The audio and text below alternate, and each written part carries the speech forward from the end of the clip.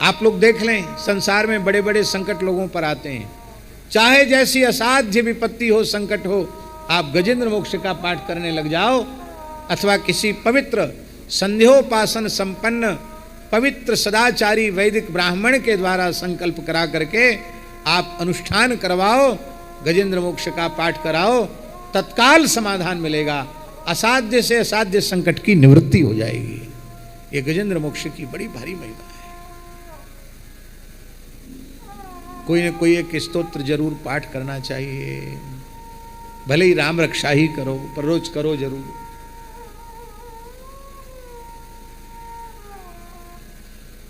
अब तो लोगों को महाराज जी आरती स्तुति याद नहीं है, तो पूरी स्तुति सुनाओ, नहीं सुना पाएंगे। आरती याद है, आरती नहीं है, स्तुति याद नहीं। क्यों? आरती स्तुति में खड़े नहीं होते तो याद कहां से होए?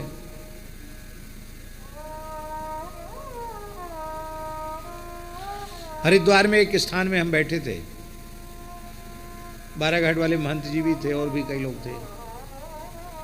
तो आरती की घंटी जैसी सुनाई पड़ी तो हमने विचार किया कि चलें दर्शन करके आवें। और 10-20 महंत लोग बैठे थे, टीवी चल रही थी। टीवी तो टीवी है, क्षय रोग को भी टीवी कहते हैं। तपेदिक होती ना क्षय रोग, वो भी टीवी है, ये भी टीवी है, बीमारी है। टीवी चल रही थी, टेलीविजन। कोई नाटक आ रहा था, भगवान जाने क्या आ रहा था, जो भी जाने, याद नहीं। हम भी वहीं बैठे थे। हम इसलिए बैठे थे कि कहाँ जाएं, जहाँ बैठने की जगह वहीं बैठे, बीच में कहाँ चले जाएं। तो जैसे ही आरती की घंटी बजी कि हमने सोचा चलें हम भी आरती का दर्शन करें। एक महंत, अरे महाराज कहाँ जाते हो, बैठो, पुजारी यहीं ला के आरती देगा, तुम कहाँ जा रहे हो? पर हमको तो जाना था, वहाँ जरूरी था। तो हम और बाराघाट वाले महंत जी आरती स्तुति में चले गए। महंत लोग आरती के आने पर उठकर खड़े भी नहीं होते। शरीर में कोई असुविधा हो, रोग बीमारी हो, अशक्ति हो, तब तो बात अलग है। अन्यथा शरीर में सामर्थ्य है तो आरती स्तुति का शब्द श्रवण करते ही लाख करोड़ काम छोड़कर भगवान की आरती में खड़े होना चाहिए, भगवान की स्तुति में खड़े होना चाहिए। आरती की ज्योति में जब अर्चक भगवान की आरती करता है और आरती की ज्योति में भगवान की मुखद छवि का दर्शन होता है, महाराज शास्त्रों में लिखा है 10,000 कपिला गायों को स्वर्ण श्रृंग से मंडित करके, रत्नों से अलंकृत करके 10,000 कपिला गायों के दान का पुण्य भगवान की आरती की ज्योति में भगवान के मुखारविंद के दर्शन मात्र से प्राप्त हो जाता है। आरती स्तुति में लोग खड़े, आरती स्तुति याद नहीं। अरे आरती स्तुति की बात जाने दो, आरती के बाद जय कैसी बोली जाती वो लोगों को याद नहीं। ऐसा नहीं कि आप अपने मन से चाहे जो जय बोलो।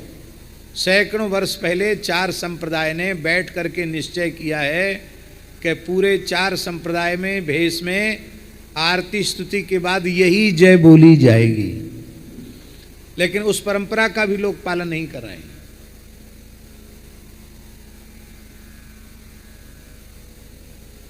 कोई कुछ जय बोलता, कोई कुछ जय बोलता।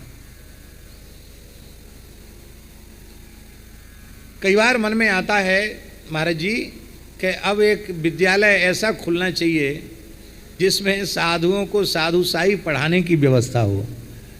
उनको ये सिखाया जाए कि तुम कैसे रहनी कैसी होनी चाहिए, तिलक कैसे लगाओ, लंगोटी कैसे बांधो, अचला कैसे बांधो, नित्य नियम कैसे करो, अंगन्यास करन्यास कैसे करो, ये सिखाने की व्यवस्था होनी चाहिए। धीरे धीरे सब समाप्त होता चला जा रहा है।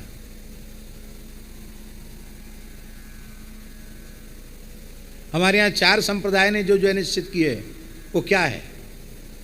राम कृष्ण देव की, अयोध्या नाथ की, हनुमान गरुड़ देव की, शालिग्राम देव की, नृसिंह देव की, गंगा यमुना महारानी की, सरयू महारानी की, गौ माता की, सब संतन की, फिर अपने आचार्य का नाम। जैसे जगत गुरु भगवान स्वामी श्री रामानंदाचार्य जी महाराज की, अथवा जगत गुरु श्रीमन मध्वाचार्य जी महाराज की, अथवा जगत गुरु श्री स्वामी रामानुजाचार्य जी महाराज की, अथवा जगत गुरु श्री स्वामी निम्बारकाचार्य जी महाराज की, अथवा जगत गुरु श्री स्वामी विष्णु स्वामी आचार्य जी महाराज की, अथवा जगत गुरु श्री स्वामी वल्लभाचार्य जी महाराज, जो आपके आचार्य परंपरा के हों उनकी जय। श्री श्री चैतन्य महाप्रभु की, श्रीमन नित्यानंद महाप्रभु की, इसके बाद अपने अपने गुरुदेव की, फिर मंगला श्रृंगार आरती की, जय जय सीताराम अथवा जय जय राधे श्याम, जो आपका मन हो। अब क्रम से आरती बोलना लोगों को पता नहीं, आरती के बाद स्तुति कैसे। आरती में भी सब जगह अलग अलग विधियां हैं। कितनी बार आरती चरण में घुमानी है, कितनी बार नाभि में, कितनी बार मुखारविंद में, कितनी बार संपूर्ण श्रीअंग की करनी है, शंख का जल कितनी बार घुमाना है, सब जगह अलग अलग। एक सी पद्धति पूरे देश में कहीं दिखाई पड़ी आपको? उसका कारण यह है कि जहां जैसे होता है पीछे वाले देखकर वैसे ही करने लग जाते हैं, हो गया। कोई ना कोई एक स्तोत्र अवश्य ही पाठ करना चाहिए, मंत्र का जप करना चाहिए। इसी को माताजी भक्ति का बीज कहा जाता है। और हमारे यहाँ संतों में प्रसिद्ध है, भक्ति बीज पलटे नहीं जो जुग जाहि अनंत, ऊंच नीच कुल उपजे होय संत को संत। देख लो, द्रविड़ देश का राजा था ये गजेंद्र, पूर्व जन्म में इसी तमिलनाडु का राजा था, द्रविड़ देश का राजा था, इंद्रद्युम्न इसका नाम था। और उस समय जिस स्तोत्र का पाठ करता था वही स्तोत्र हाथी की योनि में याद आ गया। और जब भगवान को पुकारा तो महाराज जी संतों ने यहाँ तक कहा कि हाथों, गजेंद्र ने कष्ट में कहा, री कहने के पहले पहले भगवान ने प्रकट होकर के अपने चक्र से ग्राहक के मुख को विदीर्ण किया और गजेंद्र की सूंड पकड़ करके जल से बाहर निकाला। पहले ग्राहक का उद्धार किया, इसके बाद गजेंद्र का उद्धार किया। मानो भगवान नारायण ने ये बतला दिया कि जो मेरे भक्त का चरण पकड़ता है उसका कल्याण पहले होता है और फिर बाद में भक्त का भले ही हो, पर भक्त के चरण पकड़ने का कल्याण हो, चरण पकड़ने वाले का कल्याण पहले ही हो जाता है।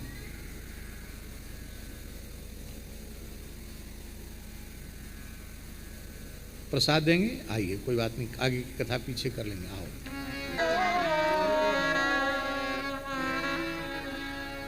गरुड़ेश आ गए, हृदय से हरि का हा चलकर गले तक नहीं आ पाया। काले कहाँ कहते, हाथी के हृदय मांझ आधो हरि नाम सोए, गरे जौला आयो गरुड़ेश तौलो आ गए। तब तक भगवान आ गए। भगवान ने गजेंद्र भक्त की रक्षा कर ली। बोलो भक्त वत्सल भगवान की जय। भगवान ने वहाँ प्रकट होकर के कहा कि जो लोग इस गजेंद्र मोक्ष के द्वारा मेरी स्तुति करेंगे, इस लीला का स्मरण करेंगे, यहाँ के सरोवर का, वन पर्वत का स्मरण करेंगे, क्षीर सागर का, श्वेत दीप का, श्रीवत्स कौस्तुभ मणि बनमाला, कौमोद की गदा, सुदर्शन चक्र, पांचजन्य शंख, पक्षीराज गरुड़ और मेरे सूक्ष्म कला स्वरूप शेष जी, मेरे आश्रय में रहने वाली लक्ष्मी जी, ब्रह्मा जी, नारद जी, शंकर जी, भक्तराज प्रहलाद, मत्स्य, कच्छप, बराह आदि अवतारों का, सूर्य चंद्र अग्नि ओंकार सत्य मूलक प्रकृति, गौ ब्राह्मण, अविनाशी सनातन धर्म, सोम कश्यप और धर्म की पत्नी दक्ष कन्याएं, गंगा सरस्वती, अलकनंदा, यमुना, ऐरावत हाथी, भक्त श्रोमणि, ध्रुव, सप्तर्षि, पवित्र कीर्ति, नल, युधिष्ठिर, जनक आदि का स्मरण करते हैं, वे संपूर्ण पापों से छूट जाते हैं। वो मेरे ही स्वरूप हैं। तो ज़्यादा स्मरण करते न बने तो भक्तमाल के कुछ छप्पे छंद पाठ कर लेने चाहिए। वैकुंठों में ये भू वैकुंठ है, अष्टोत्तर शत दिव्य देश हैं भगवान के, जो पूरे ब्रह्मांड में स्थित हैं। उन समस्त दिव्य देशों के दर्शन का पुण्य केवल श्री रंगनाथ भगवान के दर्शन से प्राप्त हो जाता है। समस्त आलवारों ने भगवान रंगनाथ का स्तवन किया है, समस्त आलवारों ने, धन्य है। और कितनी विलक्षण बात है, भगवान शेषावतार श्री स्वामी रामानुजाचार्य भगवान ने जो भगवान रंगनाथ की सेवा पूजा की मर्यादा पद्धति बनाई थी 1000 साल पहले, वो ज्यों की त्यों आज भी उसी परंपरा से चल रही है। कितनी बड़ी बात, 1000 वर्ष के बाद भी उसमें परिवर्तन नहीं है। और हम भगवान रंगनाथ से प्रार्थना करते हैं कभी परिवर्तन हो भी नहीं। भले मंदिर सरकारी हो गया, वैसे तो सच्ची बात तो यह है कि जब अन्य मत पंथ के लोगों के धार्मिक स्थल सरकारी नहीं हो पाते हैं, तो हिंदुओं के ही मठ मंदिर सरकारी क्यों होने चाहिए? बोलो महाराज जी, होने चाहिए क्या? बिल्कुल नहीं होने चाहिए। लेकिन दुख की बात है, दुर्भाग्य की बात है, इसका मूल कारण है संतों का और हिंदुओं का असंगठित रहना। ये संगठित हो जाएं तो कुछ भी संभव नहीं है। आप कहेंगे फिर क्या करेंगे, इतना चढ़ावा आता है, संपत्ति आती, उसको वैदिक सनातन धर्म के रक्षण में लगावेंगे। हैं कितने विपन्न हिंदू हैं, उनकी सेवा में लगाएंगे, गौशालाएं खुलवाएंगे, वेद पाठशालाएं खुलवाएंगे। लेकिन दुर्भाग्य की बात है, हिंदू मठ मंदिरों का की बहुत बड़ी रकम विधर्मियों के जो स्थल हैं उनके उद्धार में, उनके पोषण में, मदरसों आदि में उसका खर्च किया जाता है। वोट के कारण सब करते हैं। श्री वृंदावन बिहारी लाल की जय। तो भगवान की भक्ति तो अत्यंत दुर्लभ है। ये द्रविड़ देश का राजा, तमिलनाडु जिसको कहते हैं, द्रविड़ देश का राजा था। इसका नाम इंद्रद्युम्न था।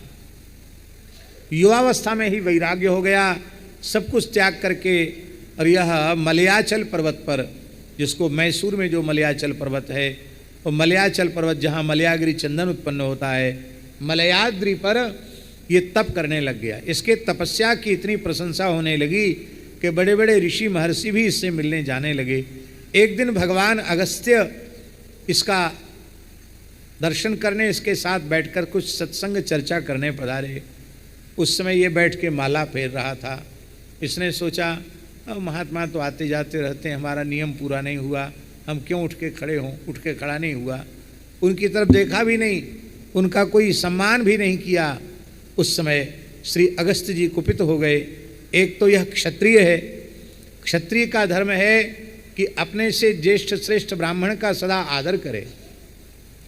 ये इतना दुर्विनीत हो गया कि अपने से बड़ों का आदर करना भी इसको भूल गया। बोले तू तामसी हाथी के जैसा बैठा है, जा हाथी की योनि में चला जाए। उसी के हिसाब से इसको हाथी बनना, उन्हीं के हिसाब से इसको हाथी बनना पड़ा। लेकिन पूर्व जन्म में जो भजन किया था उसके पुण्य से हाथी के शरीर से भी वैकुंठ की प्राप्ति हो गई। बोलो भक्तवत्सल भगवान की। ये ग्राह कौन था? बोलिए ग्राह पूर्व जन्म का गंधर्व था। इसका नाम था हू। हा हू गंधर्व हैं। अब नाम क्यों उनका हा हू पड़ा ये तो महाराज जी बता सकते हैं।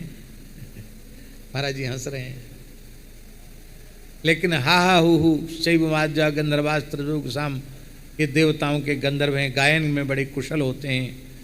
तो हू ये गंधर्व हैं। ये इसी सरोवर में जहाँ ये गजेंद्र की लीला हुई है, इसी सरोवर में वो जल विहार कर रहा था, जल क्रीड़ा कर रहा था। और इसी सरोवर में महात्मा देवल खड़े होकर के जप कर रहे थे, नाभि पर्यंत जल में खड़े होकर जप कर रहे थे। ये गोता लगाए गया और महात्मा का पैर पकड़ करके जल में खींच के भीतर ले गया। जब बेचारे बहुत डर गए तब छोड़ दिया। तो महात्मा तैर कर अपने स्थान पर फिर आके जप करने लगे। और ये जल से बाहर गोता लगा के बाहर निकला, जोर से ठहाका लगाकर हंसने लग गया। हंसते हुए देखकर समझ गए किसी ने पैर पकड़ के खींचा है। पानी में किसी के साथ हंसी मजाक नहीं करना चाहिए। हाँ, पहाड़ पर हो, अग्नि में हो, जल में हो, इससे कभी हास परिहास नहीं करना चाहिए। महात्मा को अत से रगड़ करे जो कोई, अनल प्रगट चंदन ते हुई। महर्षि को क्रोध आ गया। बोले लगता है देवता की योनि से तू ऊब चुका है, ग्राह के जैसे पैर पकड़ता है। शाप देता हूँ, तू ग्राह बनकर इसी सरोवर में निवास कर। उसने कहा महाराज, संत के चरण पकड़ने वाले को तो आशीर्वाद मिलना चाहिए। कि श्राप मिलना चाहिए। देवल जी बोले, अरे मूर्ख, जैसे तूने चरण पकड़ा ऐसी संत के चरण पकड़ने चाहिए क्या? एक बहू थी, बोले सासू माँ के आज चरण छूंगी, वैसे तो गाली देती थी, पर बुढ़िया बेचारी सास थी, गई चरण छूने तो चर पकड़ के ऐसे खींच दिया पीछे की तरफ, बेचारी गिरी, कमर टूट गई। तो ये कोई प्रणाम करना होता है? ये कोई प्रणाम करना थोड़ी है। प्रणाम की एक मर्यादा है। बहुत से लोग ऐसे होते हैं जो दौड़कर पैर ही पकड़ते हैं। अब बेचारा चलने वाला चल रहा है, अकस्मात कोई पैर पकड़ ले तो क्या होगा? डिसबैलेंस हो जाएगा, गिर जाएगा। उसका भले ही हाथ पांव टूट जाए, बत्ती सी टूट जाए, उन्हें इसकी कोई परवाह नहीं। उनको तो पुण्य चाहिए, पैर पकड़ना है। एक बात बहुत ध्यान से सुने, धर्मशास्त्र की मर्यादा के अनुसार चलते हुए समय प्रणाम नहीं करना चाहिए।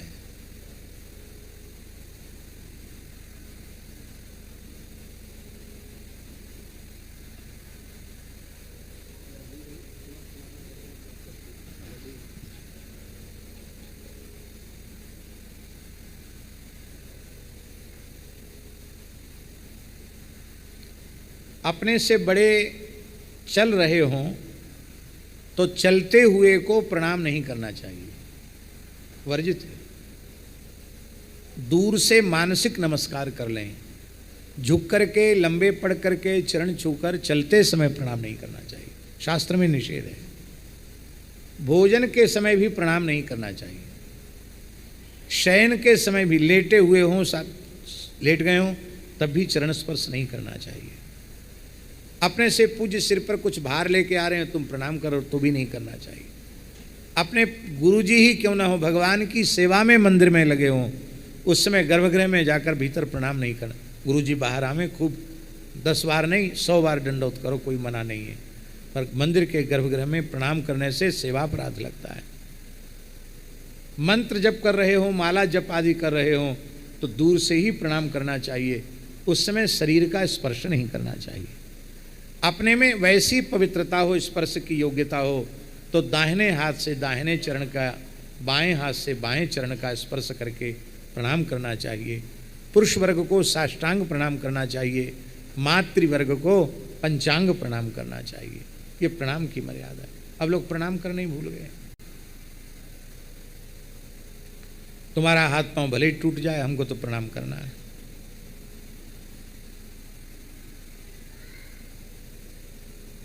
एक और बात कह रहे हैं, कहनी जरूरी है। हम जिनको प्रणाम करना चाहते हैं, क्या उनके जैसा शौचाचार हमारे भीतर है?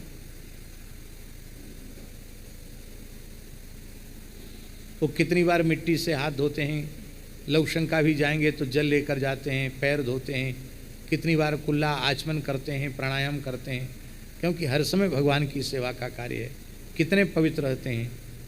आप खड़े खड़े से लवशंका करते हैं, हाथ पैर भी ठीक से धोते नहीं, तो क्या आप छू सकते हैं? आपको लाभ चाहिए तो दूर से भी प्रणाम करने से वही लाभ मिलेगा। ऐसे लोग भोजन का आग्रह करते हैं, हमारे यहाँ भोजन करो। कैसे करें भाई तुम्हारे यहाँ भोजन? तुम्हारा चौका चूल्हा ही पवित्र नहीं है, सब घुस रहे हैं चौका चूल्हे में, वहीं बैठकर खा रहे हैं, कैसे तुम्हारे यहाँ भोजन किया जाए?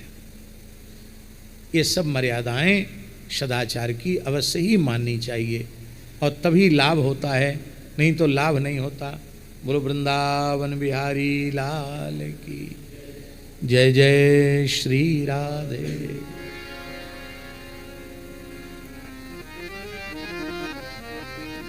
हाँ, तो जिन महात्माओं का ऐसा नियम है कि वे किसी से भी चरण स्पर्श नहीं कराते हैं, उनके नियम की रक्षा हमें करनी चाहिए, उनको दूर से प्रणाम करें।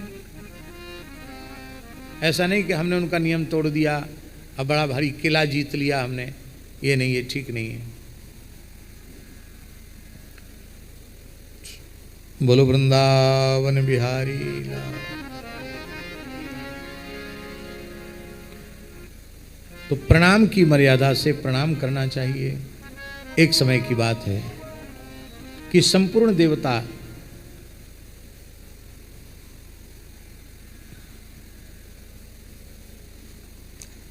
बोलो भक्तवत्सल भगवान की जय। रैवत मनवंतर, 5वें मनु का नाम रैवत है। ये चौथे मनु तामस के सगे भाई हैं। इस मनवंतर में इंद्र का नाम विभु था। इसमें शुभ्र ऋषि की पत्नी का नाम था विकुंठा, और विकुंठा के गर्भ से भगवान ने वैकुंठ के रूप में अवतार ग्रहण किया। भगवान का धाम भी वैकुंठ और भगवान का नाम भी वैकुंठ। वैकुंठ नामक श्रेष्ठ अपने पार्षदों के सहित स्वयं भगवान वैकुंठ ने अवतार ग्रहण किया। वैकुंठ धाम की जय, वैकुंठनाथ की जय। ये वैकुंठ कैसे प्रकट किया, बहुत उत्तम बात है। रमया वैकुंठ कल्पितो येन लोको लोक नमस्कृतः रमया प्रार्थमानेन देव्या तत्प्रिय काम्यया। ये रमा वैकुंठ भगवान की प्रार्थना, लक्ष्मी जी की प्रार्थना पर भगवान ने प्रकट किया। जब भगवान ने हरिमेधा ऋषि की पत्नी हरिणी के गर्भ से जन्म लिया, भगवान का नाम हुआ श्री हरि। तो भगवान की लक्ष्मी जी तो अनपायिनी है, लक्ष्मी जी भगवान से दूर नहीं रहती। तो जब भगवान नारायण ने ऋषि कुल में ब्रह्मकुल में अवतार लिया, तो लक्ष्मी जी ने भी ब्राह्मण कुल में अवतार लिया। किसकी बेटी बनी लक्ष्मी जी जानते हैं?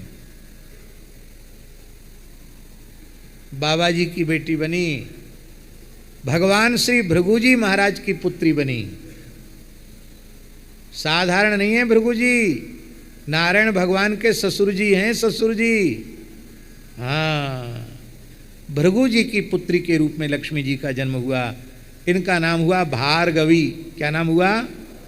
भृगु कन्या होने से भार्गवी नाम हुआ। और उस समय इनका विवाह भगवान हरि के साथ इनका विवाह हुआ। बड़ी भारी बारात निकली। ब्रह्मा जी ने विवाह पढ़ा और देवता लोग विवाह में सम्मिलित हुए। शंकर जी सब, महाराज, ऋषि महर्षि, बड़ी भारी बारात, बड़ा विस्तार से वर्णन है। जब भगवान हरि अपनी पत्नी रमा देवी के साथ गरुड़ पर विराजमान होकर जाने लगे, तो ब्रह्मलोक की सीमा का जैसे ही अतिक्रमण किया, लक्ष्मी जी बोली कहाँ जा रहे हो? बोले त्रिपाद विभूति वैकुंठ, वही हमारा नित्य धाम है। त्रिपाद विभूति जानते हैं? परम पद। त्रिपाद विभूति वैकुंठ, परम व्योमनि में अवस्थित वैकुंठ। 3 पाद में भगवान का वैकुंठ है और 1 पाद में अनंतानंत ब्रह्मांड है। इसलिए भगवान के धाम को त्रिपाद विभूति कहा गया। उस त्रिपाद विभूति धाम में ब्रह्मा जी का, शिव जी का भी अपने दिव्य देह से प्रवेश नहीं होता, वे ध्यान में ही भगवान का अनुभव कर पाते हैं। ऐसे उस दिव्य धाम की ओर भगवान जाने लगे। लक्ष्मी जी ने चरण पकड़ लिए, बोले प्रभो आप जीवों को बहुत दुर्लभ होते चले जा रहे हैं, ये ज़्यादा दुर्लभ बन जाओगे तो आपको कोई नहीं पूछेगा, इसलिए आप जीवों को थोड़ा सुलभ बन जाइए। त्रिपाद विभूति में ब्रह्मा जी शंकर जी नहीं जा सकते, दूसरा कौन जाएगा? तब रमा की प्रार्थना पर भगवान ने ब्रह्मलोक के ऊपर विरजा नदी के उस पार तट पर रमा वैकुंठ प्रतिष्ठित किया। कौन सा वैकुंठ? एक महावैकुंठ है, एक रमा वैकुंठ है। रमा वैकुंठ रमया प्रार्थ्यमानेन देव्या तत्प्रिय काम्यया। रमा देवी की प्रसन्नता के लिए जो वैकुंठ स्थापित किया उसका नाम रमा वैकुंठ है। ये अवतार यहीं से होते हैं। जय विजय के साप वाली लीला भी यहीं होती है, क्योंकि त्रिपाद विभूति में न साप है न वहाँ अनुग्रह है, वहाँ तो एक जैसा ही समय निरंतर बना रहता है। ये अवतार का उपक्रम भी यहीं से चलता है। भगवान बोले लक्ष्मी जी से, अब तो हम जीवों के लिए सुलभ हो गए। बोले बिल्कुल झूठी बात है, ब्रह्मलोक ही सब नहीं आ पाते हैं, तो आपके वैकुंठ में कौन आएगा? और ध्रुव जी आ गए वैकुंठ, रमा वैकुंठ तक, सब लोग ध्रुव जी थोड़ी हो जाएंगे। आप जीवों को और सुलभ बन जाइए। तब भगवान ने क्षीर सागर के मध्य में श्वेतदीप वैकुंठ प्रकट किया। ये श्वेतदीप वैकुंठ धरती पर ही है। भगवान बोले अब तो हम सुलभ हो गए। लक्ष्मी जी बोली अभी भी सुलभ नहीं हुए। क्यों? इसलिए सुलभ नहीं हुए क्योंकि योगियों को क्षीर समुद्र का समाधि में दर्शन होता है। भौतिक विज्ञान वाले तो आज तक नहीं खोज पाए कि कहाँ है क्षीर समुद्र। खोज लेते तो जैसे पेट्रोल डीजल लोग भर भर के ले आते हैं, ऐसे ही पूरे विश्व में पाइपलाइन बिछ जाती क्षीर समुद्र से, सबको बढ़िया दूध मिलने लग जाता। तो समाधि में ही लोग अनुभव करते, सब थोड़ी वहाँ पहुँच पाते हैं। बोले प्रभु अभी भी आप जीवों को दुर्लभ हैं और सुलभ बन जाइए। तब भगवान ने भौमा पुरुष वैकुंठ को प्रकट किया जो लोकालोक पर्वत के ऊपर है। बोले अब तो हम सबके लिए सुलभ हो गए, पहाड़ पर जाकर बैठ गए। अरे बोले अर्जुन को आपकी कृपा न होती तो आप भौमा पुरुष वैकुंठ का दर्शन नहीं कर पाते, और आपकी कृपा न होती तो आपके मित्र अर्जुन भी वहाँ न पहुँच पाते। कौन पहुँचेगा भौमा पुरुष के लोकालोक पर्वत के ऊपर अवस्थित भौमा पुरुष वैकुंठ में। तब आप और सुलभ बन जाइए। तब भगवान बोले तब ठीक है, तब तुम चिंता मत करो, हम विभव व्यूह इस रूप में अवतार ले लेते हैं। मत्स्य कच्छप वाराह हंस हयग्रीव नृसिंह आदि रूपों में अवतार ले लेते हैं। बोले उसमें तो जिस समय आपने अवतार लिया उस समय के लोगों को सुलभ थे, बाद में तो फिर आप दुर्लभ हो गए। बोले हम रामकृष्ण के रूप में अवतार ले लेते हैं। बोले उसमें भी आप राम लक्ष्मण भरत शत्रुघ्न 4 रूपों में प्रकट हुए, वासुदेव संकर्षण प्रद्युम्न अनिरुद्ध 4 रूपों में प्रकट हुए, पर वहाँ 11,000 वर्ष और यहाँ 125 वर्ष लीला करके फिर लीला समेट ली आपने, फिर आप दुर्लभ हो गए, आप और सुलभ बन जाइए। तब भगवान बोले लक्ष्मी जी से अब आपकी शिकायत हम रहने ही नहीं देंगे। क्या करेंगे? बोले हम सब जीवों के अंतर्यामी बन जाते हैं, सबके भीतर बैठ जाते हैं। लो सबके भीतर बैठ जाते हैं भगवान, सबके भीतर बैठ, मच्छर के भीतर भी वही बैठे हैं, मक्खी के भीतर भी वही बैठे हैं, सबके भीतर। मक्खी मच्छर से भी सूक्ष्म प्राणी के भीतर बैठे हैं। सब भगवान ने अपने खेलने के लिए बनाया है। कितना छोटा हेलीकॉप्टर है मच्छर के रूप में भगवान का, ये भगवान का बनाया हेलीकॉप्टर है, छोटा सा है। इसमें बैठ के भगवान सैर करते हैं। जहाँ उनके वाहन में पेट्रोल डीजल की कमी पड़ जाती है, सब जगह सुविधा है। किसी के भी शरीर पर बैठो, पाइप घुसाओ भीतर, तुरंत डीजल पेट्रोल ले फिर उड़ जाओ। सब जगह भगवान विराजमान हैं, सर्वांतर्यामी भगवान हैं। यहाँ तक कि महाराज जी पाप कर्म करने वाला जीव नरक में पड़ा होता है, नारकीय प्राणियों के हृदय में भी भगवान अंतर्यामी रूप से विराजमान है। नरक में भी जीवों का संग भगवान नहीं छोड़ते हैं। जो हमारे संग कभी न रहे वो पराया, और जो हमारा कभी संग साथ न छोड़े वो अपना। शरीर संसार साथ रहते नहीं, इसलिए ये पराये हैं। भगवान कभी साथ छोड़ते नहीं, इसलिए भगवान हमारे अपने हैं। इस बात को हृदय से स्वीकार कर लेना। लक्ष्मी जी से कहा, पूछा भगवान ने, अब तो सुलभ हो गए, सबके भीतर बैठ गए। लक्ष्मी जी बोली बहुत गलत बात है, तुम ठगते हो सबको। कहा कैसे ठगते हैं? बोले कोई समाधान है? चैतन्य कुटी वाले महाराज जी हमसे कहें कि पानी लाओ, और हम महाराज जी को उत्तर दें कहाँ से लाएं? जहाँ आप बैठे हो वहीं पानी है, खोदो, कुआं खोदो और पानी निकल आएगा, पियो। बता सकते कितने गहराई पे पानी निकलेगा? तो प्यास तो बुझेगी नहीं आपकी। प्यासे को कुआं खोदने की सलाह दी जाए तो क्या उसकी पिपासा शांत होगी? उसकी पिपासा तो तब शांत होगी जब उसके सामने जल प्रस्तुत कर दें। लो महाराज जी जल पीजिए। तब भगवान ने कहा हम अर्चावतार के रूप में प्रकट हो जाते हैं, और ये अर्चावतार श्री रंगनाथ भगवान हैं। बोलो श्री रंगनाथ भगवान की जय। आपके घर के भगवान रामकृष्ण नारायण की मूर्ति अर्चावतार है, बाल गोविंद की मूर्ति, बाल कृष्ण लड्डू गोपाल रामलला की मूर्ति अर्चावतार हैं। आपके घर में शालिग्राम भगवान विराजमान हैं, वो अर्चावतार हैं। भगवान के 5 स्वरूप कहें, पर, विभव, व्यूह, अंतर्यामी और अर्चावतार। ये 5 स्वरूप भगवान के माने गए हैं, और इन 5 स्वरूप जो भगवान के हैं, पर, विभव, व्यूह, अंतर्यामी और अर्चावतार, इन पांचों में बिल्कुल भेद नहीं है। जैसे आकाश में मेघमाला में स्थित जल, झरने में स्थित जल, कुएं में स्थित जल, सरोवर में स्थित जल और आपके कलश में स्थित जल में जलत्वेन कोई भेद नहीं है।